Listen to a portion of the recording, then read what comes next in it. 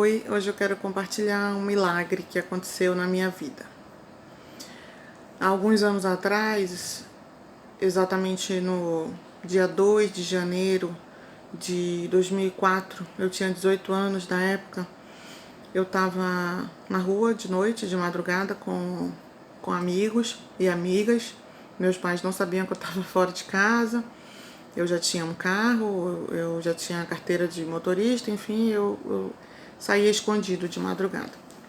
E daí eu comecei a me sentir muito mal, sentindo dores, tontura e uma sensação de desmaio. Foi piorando e todas as vezes que eu tentava me levantar para ir embora, eu não conseguia.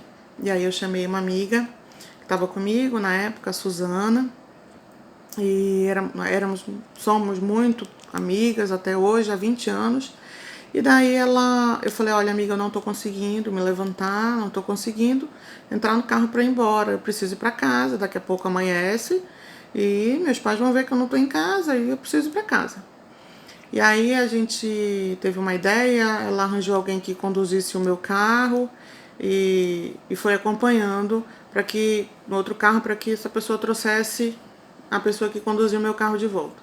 E aí chegou na porta de casa, eu falei, amiga, eu não consigo levantar. Todas as vezes que eu fico de pé, a minha vista falha, eu vejo um monte de estrelinha e eu quero desmaiar.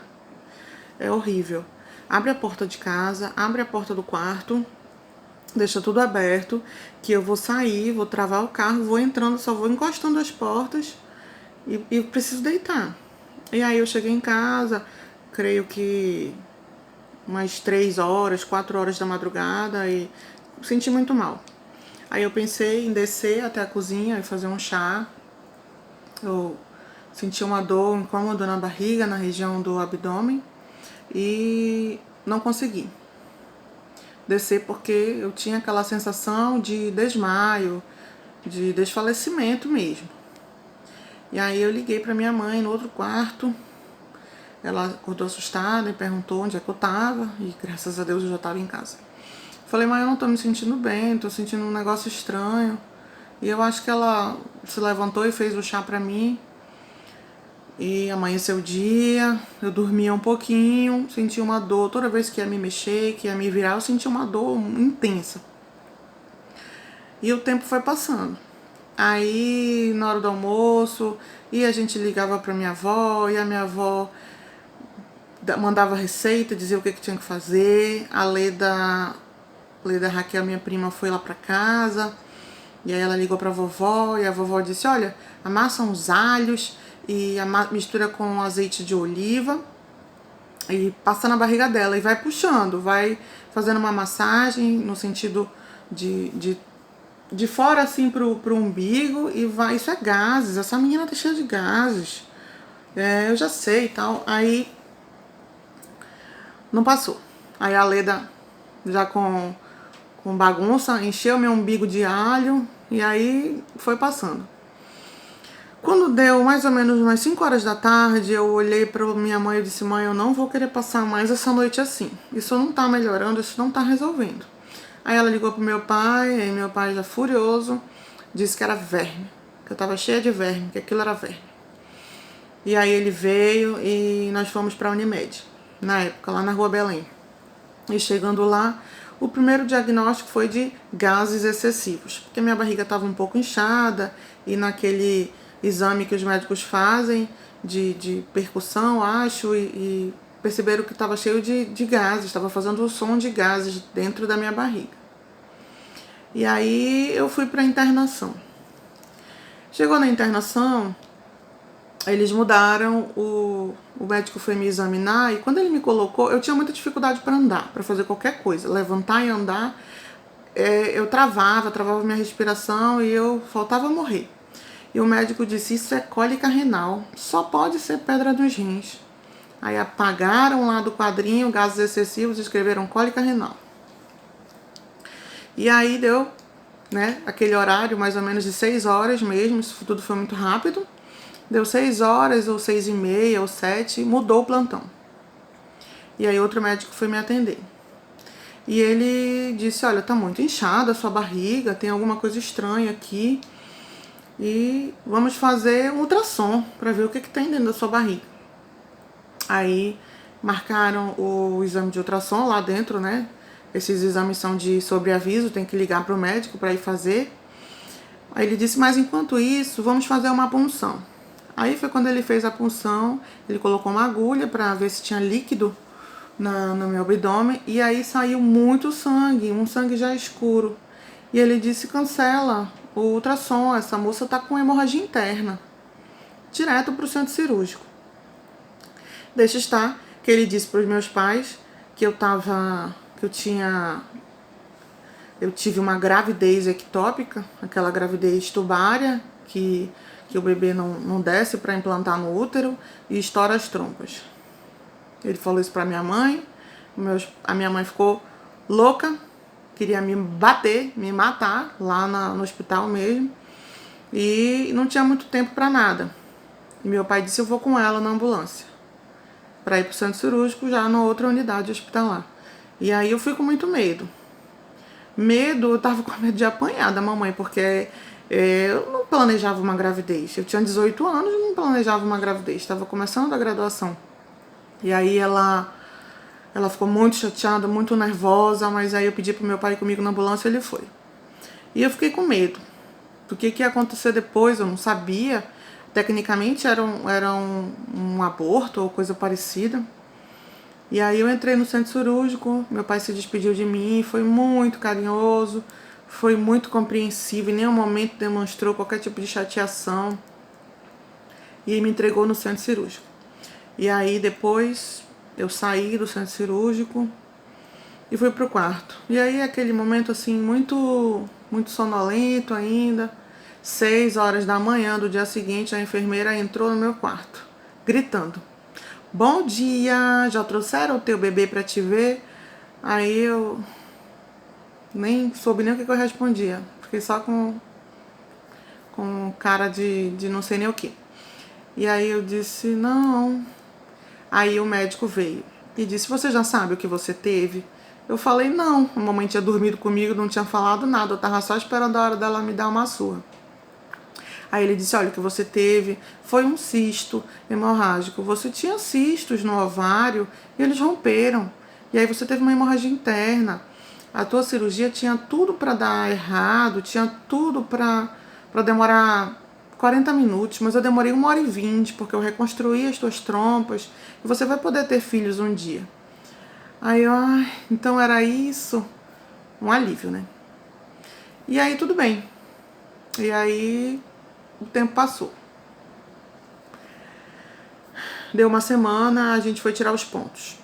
A cirurgia que eu fui submetida foi tipo uma cesárea, barriga aberta lá embaixo mesmo, e bem grande assim, aquele ponto grande. E aí deu uma semana da cirurgia, a gente foi tirar os pontos. Na remoção dos pontos, a minha mãe insistiu com ele, disse, doutor, tem certeza que não tinha gravidez, que não era aquilo que o médico falou, gravidez ectópica? Ele disse, não, absolutamente. Tá aqui, ó. Aí mostrou o desenho pra minha mãe, disse, era aqui o cisto, aqui que estourou, aqui que eu costurei, aqui que eu refiz. Não tinha gravidez em canto nenhum. Eu assino embaixo. Aí ele disse, olha, daqui a 30 dias você faça um ultrassom, que é pra gente ver como é que ficou as coisas por dentro, como é que você vai estar funcionando e tudo. Tá. Durante esse tempo, como eu tomei anestesia geral, eu tinha muito enjoo, eu tinha muita náusea, eu me sentia um mal-estar muito grande, eu sentia muita dor na cirurgia, eu não conseguia tossir, eu tinha medo de que o ponto rompesse ou coisa parecida. Aí, passou 30 dias, meus pais estavam de viagem marcada. E aí eu fui fazer o exame com a Suzana. Eu fui fazer ultrassom. Chegando lá, o médico disse assim, olá, tudo bom? Como é que vai? Por que você veio fazer esse exame? Qual o motivo? Eu disse, não, olha, eu me submeti a uma cirurgia de urgência, eu tive hemorragia interna. E eu expliquei pra ele, ele disse, mas você tá grávida? Eu falei, não, é por causa da cirurgia. Aí ele, não, mas você tá grávida. Eu falei, não, eu me submeti a uma cirurgia, foi assim, expliquei. Ele disse, não, você tá grávida, olha ali o bebê. Aí eu vi a Vicky na tela. Perfeita, completa. Já com mais de 3 meses de gestação, ou 12 semanas, como queira. Tudo, cabeça, bracinho, perninha, tudo separadinho. E eu chorei, comecei a chorar, chorei. Eu disse, meu Deus, o que vai ser de mim? Pensei em tudo. Pensei nos meus pais, pensei na minha carreira, pensei nos anestésicos, nos medicamentos, no procedimento que eu tinha me submetido. Porque, obviamente, já estava com 3 meses e não tinha 40 dias da cirurgia. Então, eu fui operada com ela dentro de mim. E aí, eu fui para a sala de espera, guardar o laudo do exame. Um monte de mulher barriguda. E eu chorando, e a Suzana me consolando. Eu disse, gente, por isso que eu vivia enjoada, por isso que eu passava tão mal, por isso. Comecei a lembrar um monte de coisa. E aí era uma sexta-feira, os meus pais iam viajar no sábado. Aí eu disse, eu não tenho coragem de contar agora.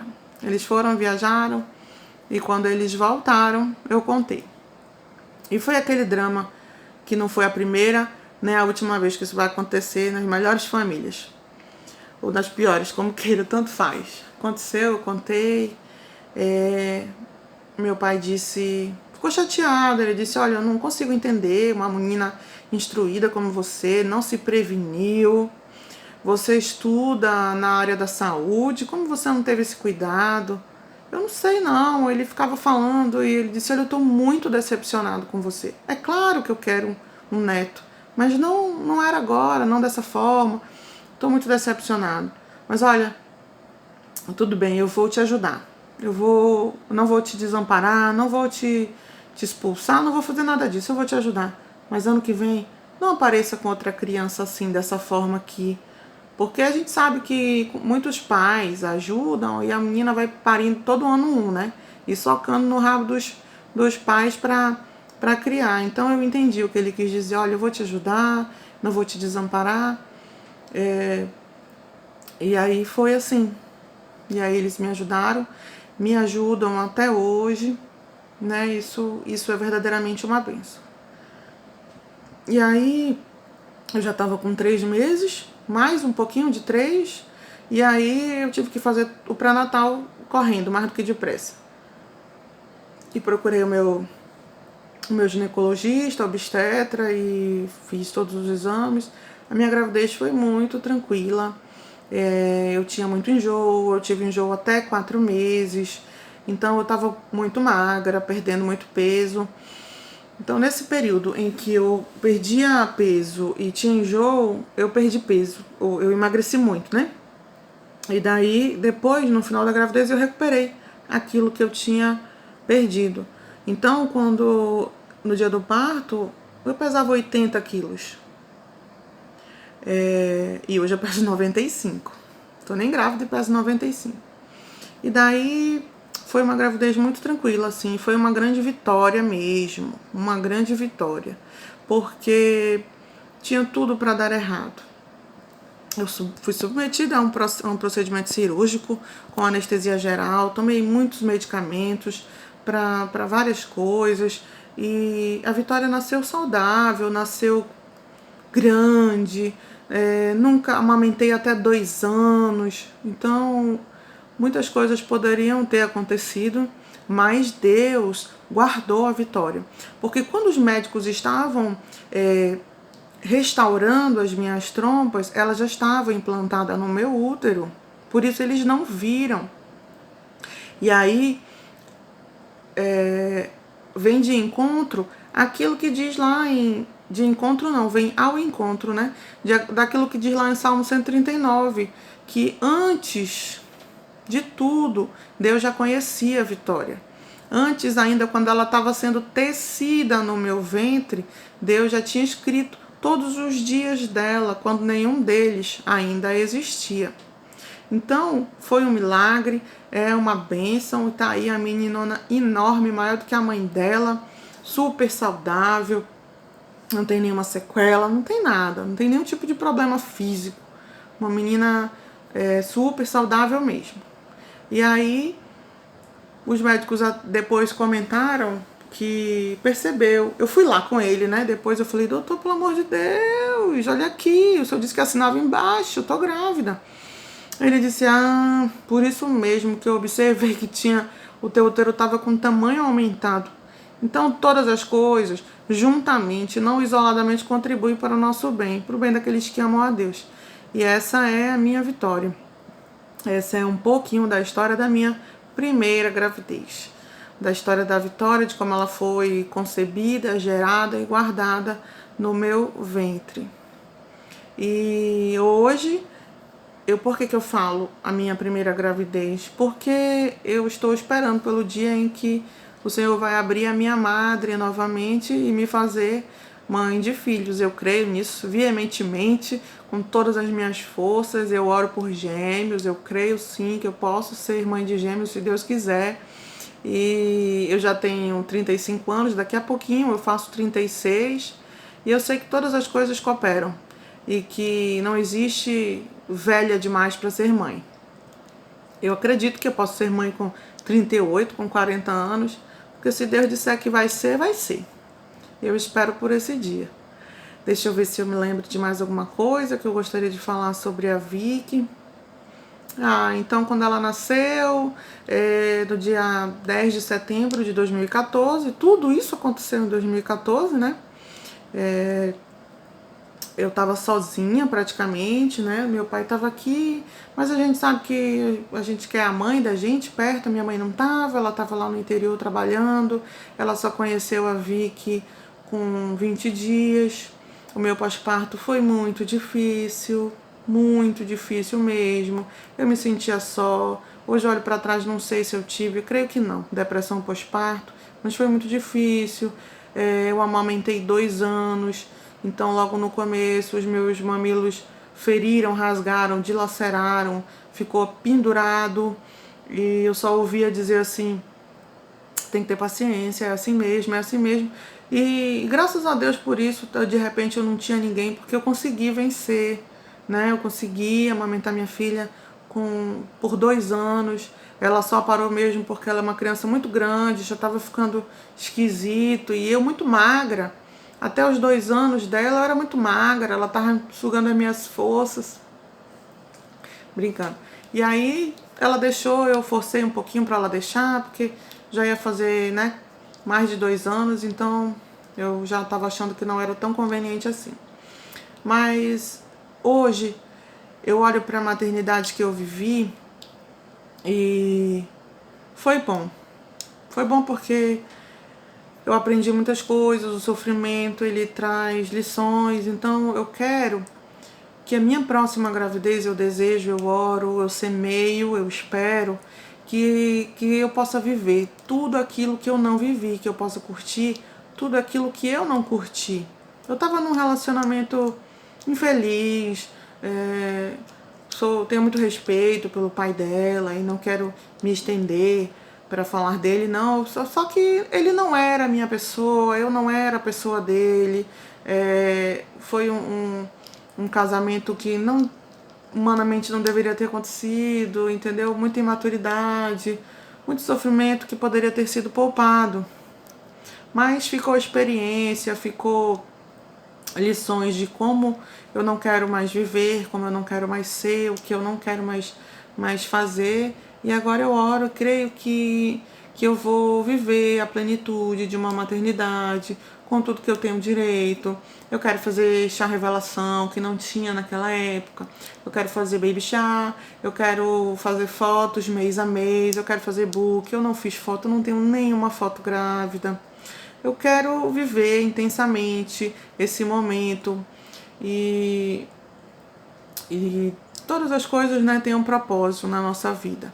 Tá aí, a minha filha hoje já vai fazer 16 anos, eu não tive outros filhos ainda. Eu escutei aquilo que o meu pai falou, porque é muita despesa, né? Filhos são um investimento, na verdade. Então, é escola, é plano de saúde, educação, vestir, calçar. Então, você hoje quer ter filhos, você não quer dar qualquer coisa para os seus filhos, e tudo isso é um investimento alto. Então hoje eu espero pelo momento certo, porque eu sei que Deus é quem envia os filhos para nós.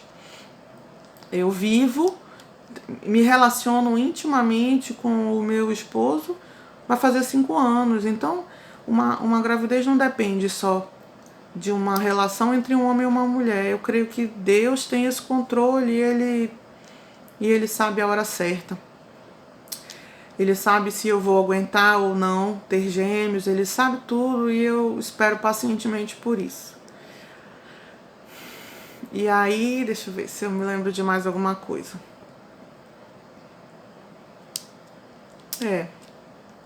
E é isso.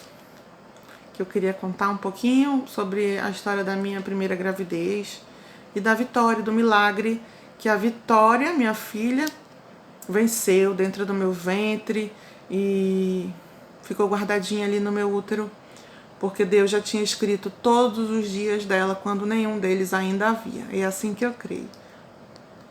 Obrigada pela atenção, obrigada por assistir esse vídeo e eu vou contar mais coisas da minha vida, porque eu creio que a fala é terapêutica. Amém? Deus te abençoe, fica com Deus e até logo.